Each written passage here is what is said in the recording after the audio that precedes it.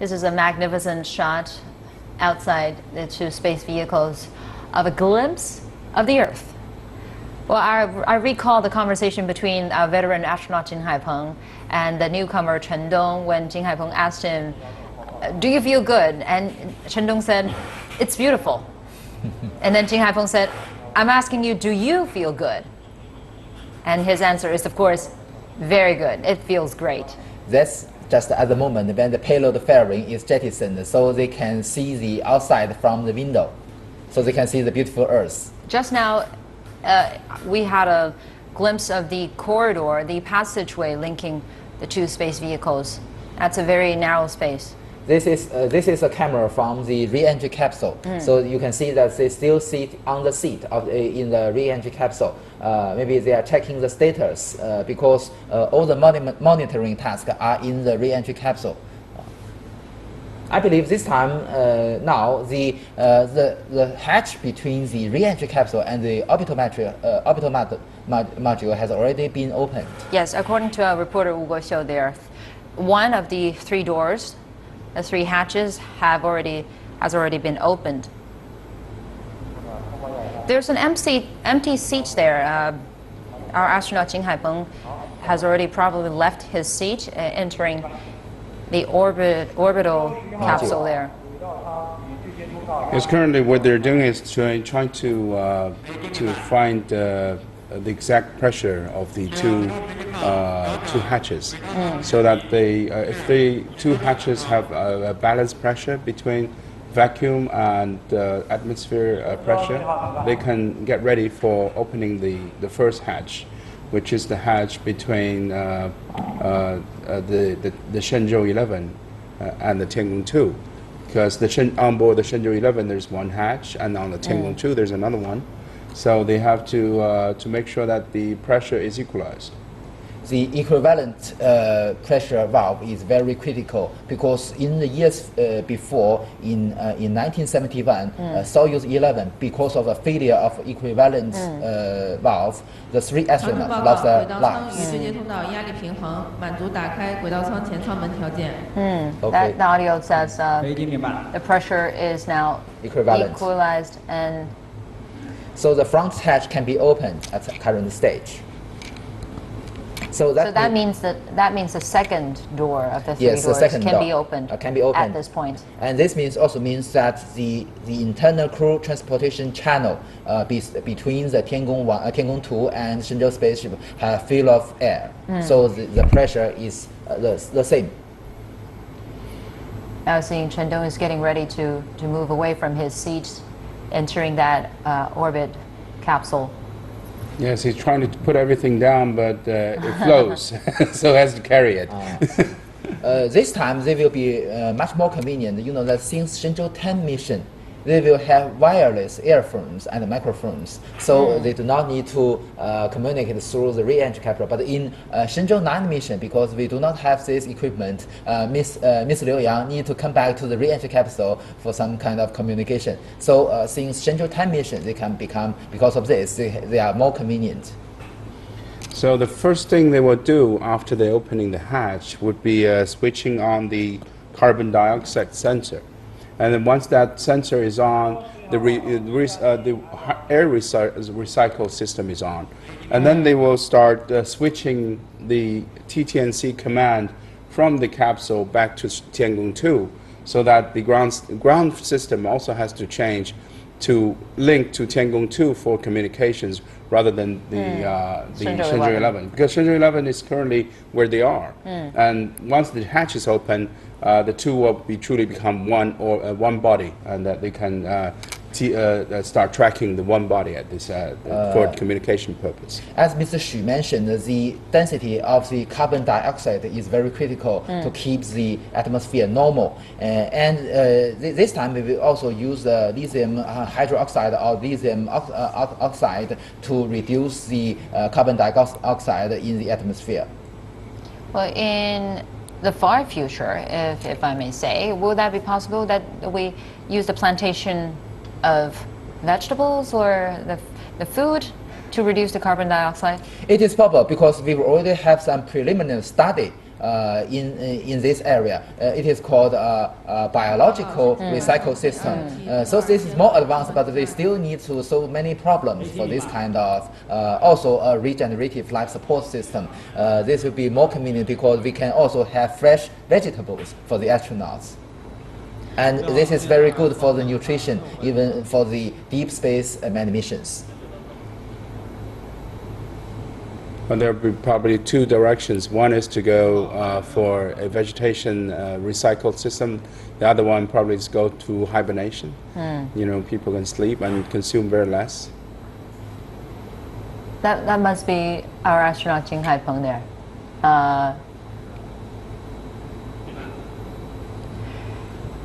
That's our astronaut Jing Haipeng in the orbital capsule.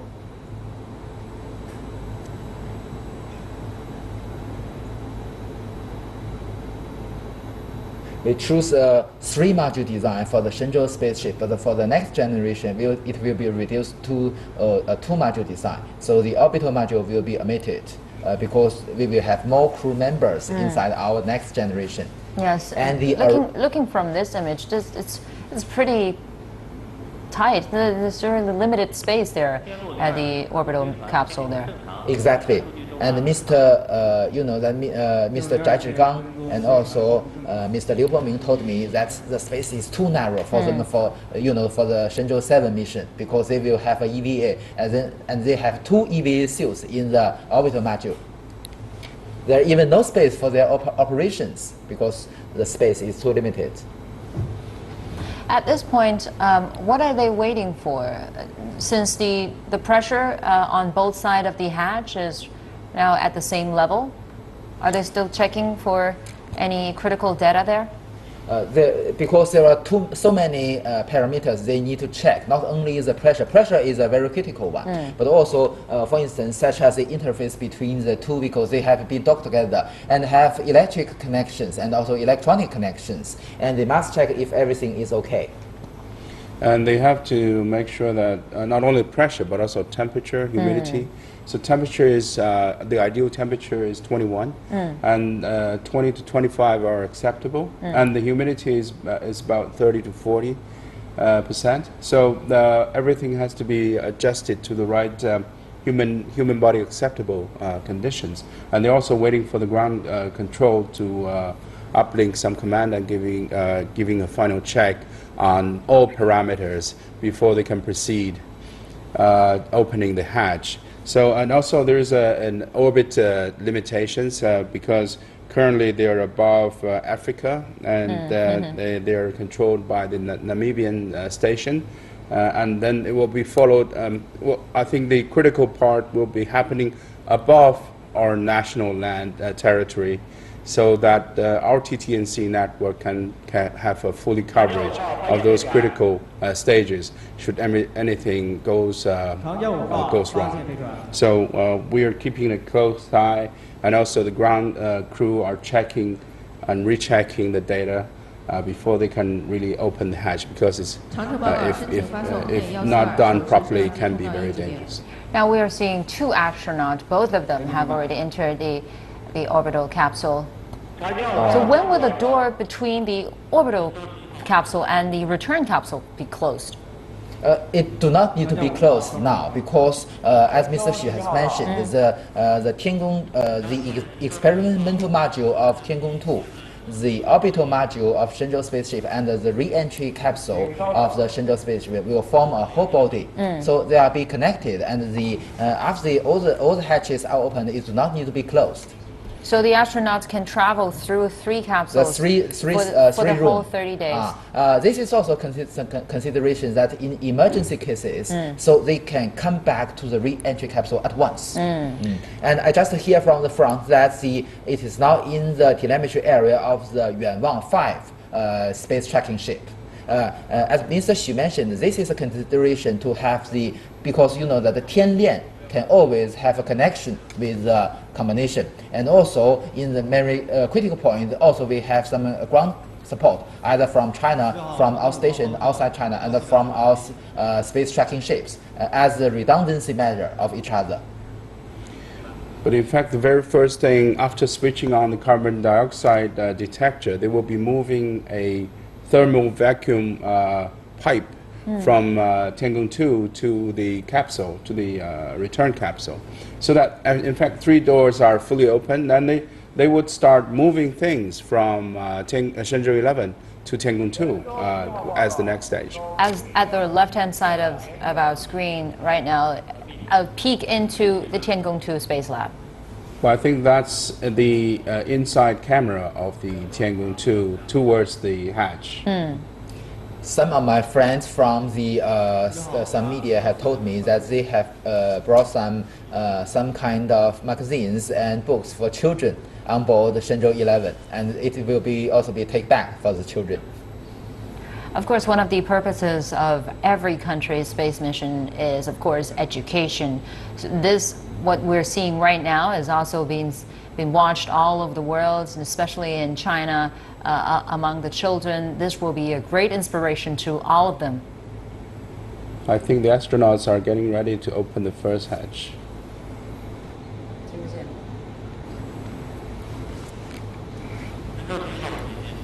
At the right-hand side of our screen is a camera. Is a camera on one of our astronauts, so you can have a point of view perspective of what they're doing. That's the hatch. And looking from the right, They're our opening. astronaut Chen Dong is filming this whole process of Jing Haipeng So they have a handle. carefully turning the handle of the hatch.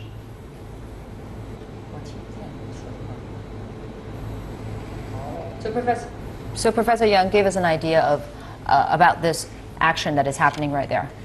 From this view, we can see that it can be sure that the equivalent valve can have already been worked very properly, and the pressure between the two spaces has been the same. And now it is possible for the astronauts to open the hatch. We now see the video from the camera on the head of one of the astronauts. Oh, okay, the hatch already been opened. It's excellent. Now we can see the transfer channel between the two vehicles.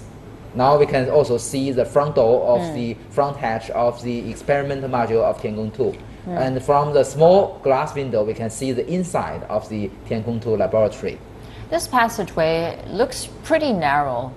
Yes, you can also see the pedals, the guide pedals of the docking mechanism. So they are already in the inside of the internal transfer channel. So this is the second of the 3 doors Yes. that the 2 astronauts The second have door to has been- open when they're moving from the Shenzhou 11 to Tiangong 2. Yes, as I mentioned, the internal diameter of the cool transportation channel is about 0.8 meter. Less than a meter. That is big enough for most of the scientific instrument to transfer from Shenzhou 11 to Tiangong 2. Now Jing Haipeng has opened up a paper towel. Professor 天宫报 Yang, you've seen 告 there.，天宫2号状态正常，满 Yes, 足 the ground step. Okay, they make it clean. That subtle action that you just mentioned. Yes, because the front door has already facing the space environment for a long period, for about 1 month. So they do have some material which is very especially influenced by the space environment. So that is very interesting. It is also the only chance for the astronaut to facing something from the outside of the vehicle. So that paper towel is carefully folded Yes, and then collected. collected. This has also been done by Shenzhou 9 and Shenzhou 10 mission before. But I think this is the service module is only 3 days, right? I mean, the window on that side is the Tiangong 2 window. Now it is the camera. The video is come from the camera on the head of the astronaut. And as I mentioned, because this time it is a wireless device, so it is more convenient for the astronaut to go one place to the other. We do not need a wire, and we do not need to go back to the re-entry capsule for the communication. And also, us here on the ground can have a point of view, a look at what's happening. Because on the ground, we also have a support staff which can guide the astronauts on board the Shenzhou ship to do anything and to solve any problem, because the systems are kept the same on the ground. In fact, Tiangong 2 is a backup of Tiangong 1 during the Tiangong 1 mission. And at that moment, it do many things helpful for the astronauts on Shenzhou 9 and Shenzhou 10 to perform their tasks. If you're just joining us, this is live shots of two of China's astronauts, a veteran Jing Haipeng and a newcomer Chen Dong, in the orbital capsule of Shenzhou 11 spacecraft. Still on They're still in preparation to go through the passageway and entering into Tiangong 2 Space Lab, which is China's first, technically speaking, space lab that is orbiting at an altitude of about 400 kilometers away from Earth. On the right side is the camera from the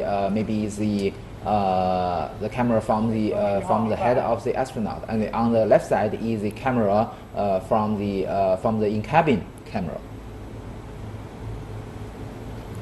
Once the first door is open, the ground crew has to check again on the sealed leakage between the two vehicles to make sure that there's no depressurization in the cabin, and there's everything is well. The sealing and the docking is complete.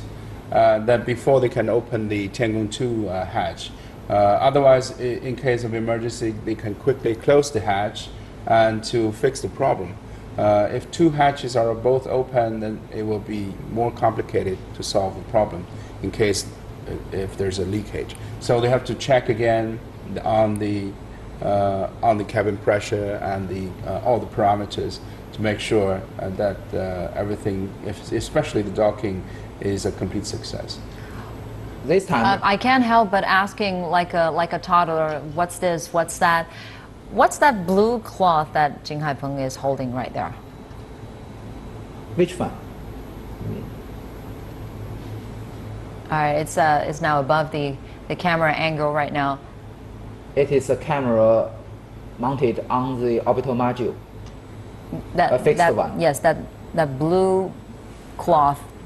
I think it's the cover glove between the two Yes, hatches. I know. This is a protection cover of the hatch, because the hatch must be well protected.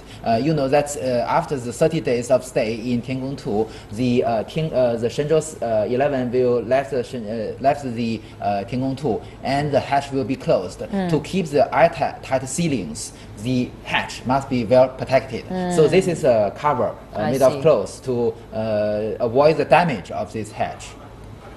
Let's say it's the carpet on board. And also the same operation for the hatch between the re-entry capsule and the orbital module, a very necessary step. It is quite different because we use the APAS, androgynous pervasive aestheticism, while those for the Soyuz spaceship, they should get the hatch off. I'm sure that people that are watching this might have a lot of questions, including what's this, what's that. Are there any other items that you can identify to tell our audience? Well, you see, it is very interesting that the orbital module is the dining room of the astronauts, but it is also the toilet of the astronaut. So maybe it's not a very convenient choice, but we do not have choice. In the future, this condition may be changed. But you know that because the Shenzhou spaceship is act only as a crew transportation vehicle for the astronauts, so they do not need to stay in this space for a very long time. This time is 2 days. In the future, we also have a very fast rendezvous and docking, like the Soyuz and ISS, only need 6 hours to access the station, because in the station or space laboratory, the space is much bigger. And this time, the Tiangong 2, the inner volume is about 15 cubic meters, much larger than the orbital module. So they will feel very convenient in that space. This is a pipe, as Mr. Xu has mentioned, maybe the ventilation pipe for because the whole three modules will form one body. But still, the ventilation is a problem because it is a little bit big and a little bit long. So we need ventilation pipes to keep the uniformity of the whole module. It's similar to the one in the car. The front passengers will have full air condition. The back would feel very hot. So you have to pipely connect it. And after docking, the combination will be charged by Tiangong 2. And the Shenzhou spaceship will in some called harminating status. This is also the same situation in the future space station. And they will stay there longer, harminating for half a year. So keep its environment, keep its status will be very important, especially inside the cabin. And the ventilation pipe will be very important. So this is a very narrow space there. The size of Tiangong 2 Space Lab is 15 cubic meters inner side. that means a diameter of about 6 to 9 meters. No, not so big, because the outer diameter is about 3.35 meters. So the inner side it is smaller. In China's future space station, the diameter will be 4.2 meters, much bigger. So they will be more convenient in the future space station. And this is a camera from the outside the vehicle. You can see the solar panels has already changed its direction to the sunlight to keep the plenty of electricity supply. Yes, a look from outside of the two space vehicles. The solar panel is now harvesting solar energy to power Tiangong 2, which is now in charge of the whole combination of two vehicles. Yes, and this is the camera from the Tiangong 2 to see the Shenzhou spaceship. And this is a 3D simulation in the Flight Control Center. I should emphasize that this kind of 3D information can demonstrate the real condition in flight, because the parameters, such as the status of the solar panels, is the same like the real one.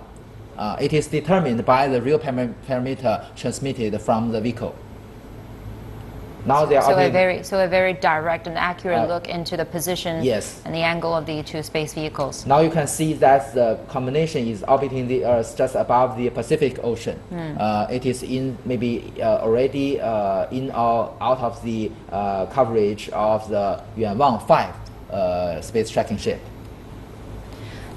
Now the two astronauts are busy preparing to open the final gate of the three gates that are in between the two space vehicles.